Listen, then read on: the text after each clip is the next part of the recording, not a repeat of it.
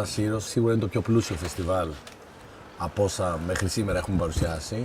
Αλλά πιστεύω το βασικότερο απ' όλα είναι ότι είναι η πρώτη χρονιά που ανοίγουμε περισσότερους δρόμους προς διαφορετικές κατευθύνσεις. Στόχος μας ήταν να στρέψουμε το καλλιτεχνικό κοινό που έτσι κι αλλιώς εμπιστεύεται όλα αυτά τα χρόνια το Άνιμα Σύρος, να το γεφυρώσουμε με την αγορά των επαγγελματιών του creative industry, των επαγγελματιών των κινουμένων σχεδίων στην Ελλάδα, στην Ευρώπη και παγκοσμίως. Και για μένα καλλιτεχνικά σημαντικότερο είναι η συνεργασία με την λυρική σκηνή που, όπως καταλαβαίνεις, είναι ένα υψηπετές αρκετά εγχείρημα.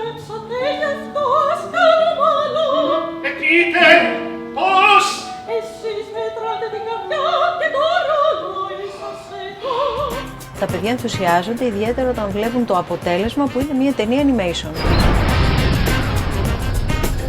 Θεωρούμε ότι είναι πάρα πολύ σημαντικό τα άτομα με αναπηρία και τα παιδιά, οι μαθητές των σχολείων γενικής αγωγής να γνωριστούν. For me, the exciting part is that you create a world, you create a story, and on the end, it's alive and it communicates with the public. So that's my goal. It's to communicate with the public. Το Άνιμα Σύρος παίρνει το δρόμο του, ένα δρόμο ο οποίος για μένα είναι πολύ φιλόδοξος, αλλά θεωρώ ότι καλλιτεχνικά θα είναι πολύ πετυχημένος.